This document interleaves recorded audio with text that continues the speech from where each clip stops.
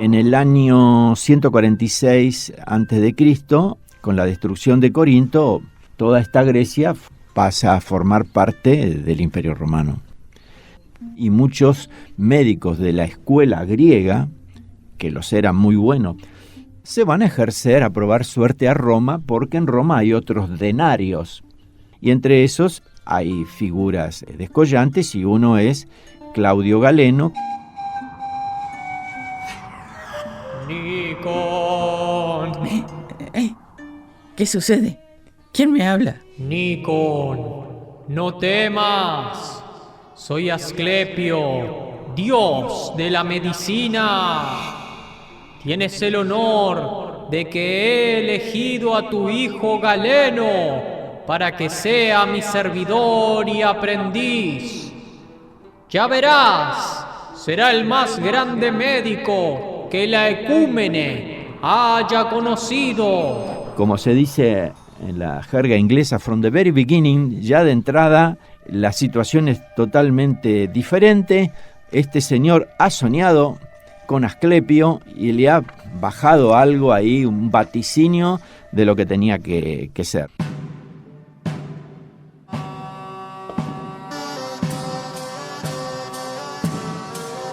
Hipócrates Rules presenta Clásica y Moderna. Episodio 2. La tentación galénica.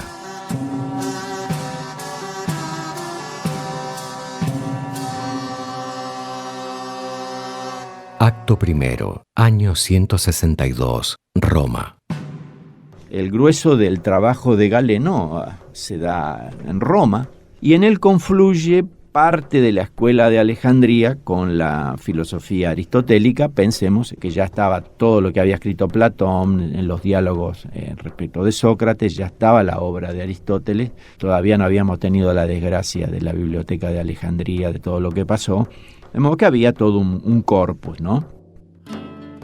Y él dice que esa caja negra que tenía Hipócrates había que abrirla, romperla, a ver qué había dentro de la caja negra, y había la necesidad de hacer patente los mecanismos internos de la enfermedad.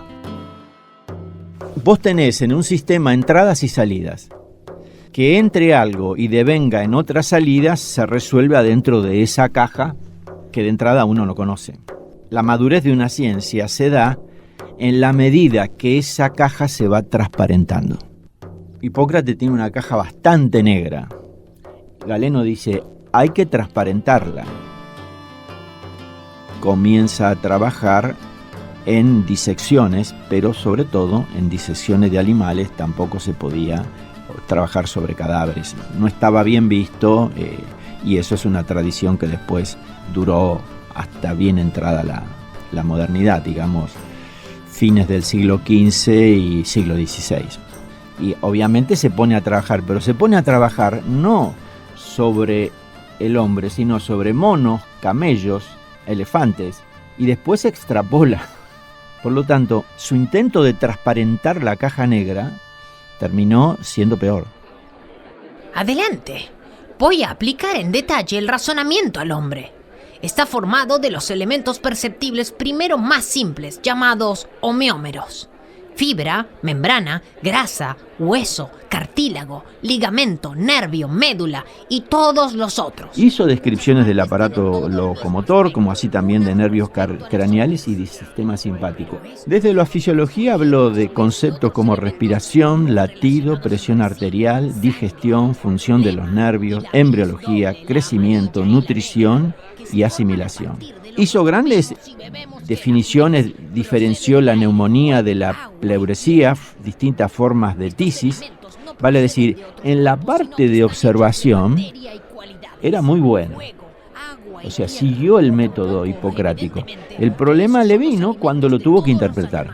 Ni que nuestros humores, que se manifiestan en nuestro cuerpo de forma natural, han surgido de ellos. ¿Cuál es el problema? El problema de Galeno es que el salto de lo razonable a lo empíricamente verdadero es dado sin un proceso que lo justifique, porque él usaba el método axiomático deductivo de la geometría.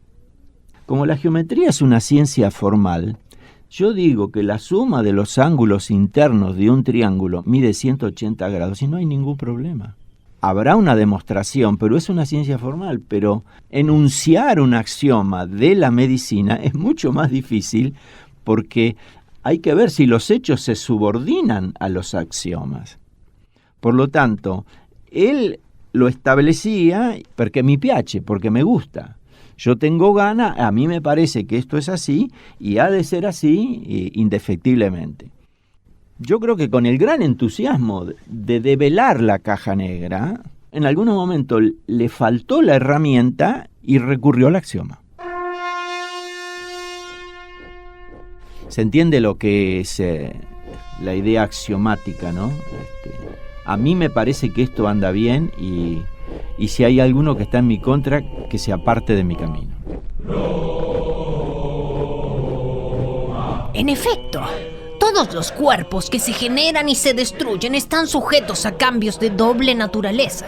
El problema es que si él era el médico del emperador, y aparte parece ser que él soñaba con los dioses, él se levantaba y decía, anoche soñé con tal dios que me dijo que la enfermedad se debía a esto. Con lo cual, eso coartaba a quien se le iba a poner ahí a confrontar con sus ideas. Era una persona de mucho poder. Y a diferencia de lo que hizo Hipócrates, que trabajaban en la isla de Cos, en la escuela, los discípulos, este buen hombre se ponía a dictar conferencias o clases ilustrativas en las principales plazas de Roma. Cuando queremos alterar el fundamento del cuerpo solo en su cualidad, lo hacemos mediante eso que denominamos medicamentos, no alimentos. Con lo cual él, lejos de enseñar en el ámbito de los discípulos, en el ámbito académico, impartía enseñanzas en los foros públicos de Roma para que lo escuchara todo el mundo. Si hay algo parecido con lo que sería ahora los medios masivos de comunicación, él no lo tenía, pero sabía que en una plaza lo escucharía muchísima gente y obviamente qué grande Claudio, que es fantástico, como vos no hay otro igual. Y de otra, más negruzca.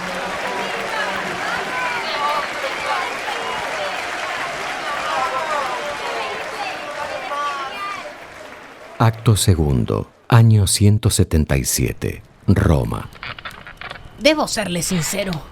Esta enfermedad es incurable. Ay, no me diga eso. Con toda seguridad, su padre estará muerto antes del sábado. No, pobre. Y aún así, haré todo lo que esté a mi alcance. Gracias. Con la ayuda de Esculapio, que me asiste, le daremos batalla a esta enfermedad. Gracias, señor Claudio. Una táctica era presagiar el peor resultado posible, decía Galeno cuando van a ver un enfermo. Si el paciente moría, la predicción del médico se había cumplido. En tanto que se recuperaba, la aureola de Mano Santa iba increyendo. Se había sanado porque había pasado ese médico. O sea, se podría decir un verdadero ladino. Deben hacer como les indico. Sí, Prepárele un té a la mañana y otro a la tarde, con la triaca. Esta fórmula que me la han dictado en sueños los dioses. Y obviamente tenía unos tratamientos que se llamaban la teriaca o la triaca, que mezclaba orejas, dientes de animales, yuyos, y de ahí se hacían infusiones. Y como tenía de todo, curaba todo. Cuerito de chancho, oreja de burro, muérdago. Era un fármaco potente. El primer tratamiento que voy a preparar es un baño curativo con la triaca.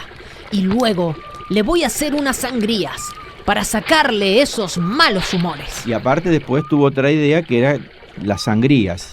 Si la sangre está mala, mejor sangrar. El animus sangrandi, mejor sangrar porque sacamos los humores malos que tiene. Con lo cual uno se imagina un paciente con una neumonía, andar sangrándolo, debe haber sido una cosa interesante. El tratamiento será largo y doloroso. No, pobre. Y le repito, el pronóstico es funesto. No. Pero quizá, con intervención divina, yo pueda salvarlo. Gracias, doctor. Gracias, Galeno. Este señor era un unipersonal. Yo voy a las tribunas públicas, yo escribo, yo lo cuento. Es decir, si no hubiese tenido eso, habría sido el continuador más legítimo y bien ganado y bien merecido de Hipócrates. Pero ahí hizo un clic que realmente a la medicina no le significó ningún favor, porque eso se dogmatizó. O sea, si eso venía bajado del Dios, ¿y qué vamos a discutir? Y yo creo que mucha gente, sabiendo que era el amigo de la cúpula de decisión del imperio, y que los domingos en el gran circo alguna gente que no merecería los favores podía terminar en la arena, más de uno habrá dudado de alguna vez confrontar a Galeno, decirle, está muy bien con lo que describe, pero atribuir las razones a esto no tenemos evidencia. Tampoco había mucha gente probablemente que se lo podía contestar. Pero cierto es que si hubiese habido alguien con alguna intencionalidad, soldado que huye sirve para otra guerra. Acto tercero, París, 1665. La larga noche galénica, o la siesta galénica, es porque hay 1500 años donde lo que hay es un dogmatismo petrificador, y esto es una verdad revelada que no se discute. Y eso no es ciencia, por definición. Es noche, no es de día. Después se produce la caída de Roma, entramos en una zona negra, o sea, una zona de un gran retroceso de la humanidad, y obviamente durante todo ese tiempo lo único que quedaba en pie era lo que había escrito él, que era un ayornamiento de lo hipocrático, ¿se entiende, no? Todo este galenismo a Molière le posibilitó poder escribir sus obras. Hay una obra muy buena de Molière que se llama El amor médico, L'amour médecin. Y es una chica que está enamorada de un muchacho, pero el padre la quiere hacer casar con alguien como se arreglaban en Francia en aquella época y quizás ahora también. Pronto, vayan a buscar médicos en cantidad. ¡Ay, hija mía! ¡Mi pobre hija! ¿Qué es lo que queréis hacer, señor, con 4 médicos? No basta con uno para matar a una persona. ¿Es que los médicos matan? Indudablemente. Está probado que no se debe decir este hombre murió de tal o cual enfermedad, sino este hombre murió de 4 médicos y 2 boticarios. Shh, no ofendas a los señores. Aquí vienen. Y la chica está muy deprimida y triste, y entonces, porque está triste, la mujer que lo cuida sabe muy bien por qué está triste.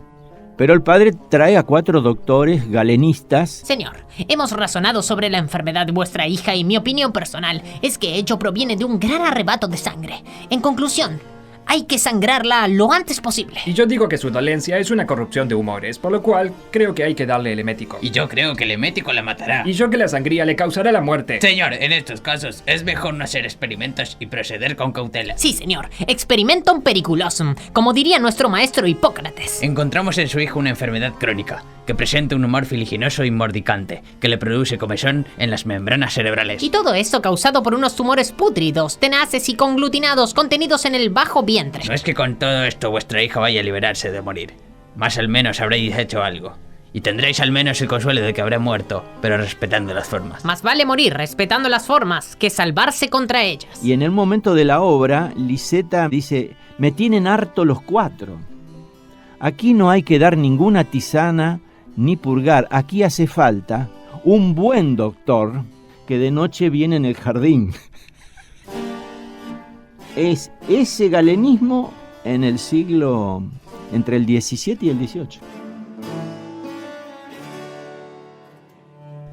La autoridad de Galeno no fue cuestionada por siglos y siglos, y después de esa siesta nos despertamos.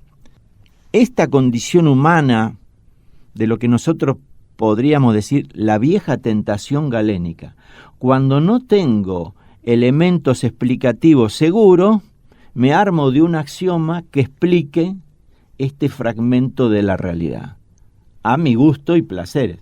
Con lo cual, podríamos decir que esa, vuelvo a insistir, tentación galénica es difícil que se llegue a extinguir del Homo sapiens. Para nuestro provecho, el camino transitado, sin embargo, no ha sido en vano. Hoy contamos con antídotos epistemológicos, nociológicos y metodológicos que nos ponen a buen reparo. Y para ponerle el broche, para cerrar, ¿no? Hay una simple pregunta que basta para poner un ingrediente de criticidad en esta historia. ¿Cuán seguros nos sentimos de que estamos conociendo bien?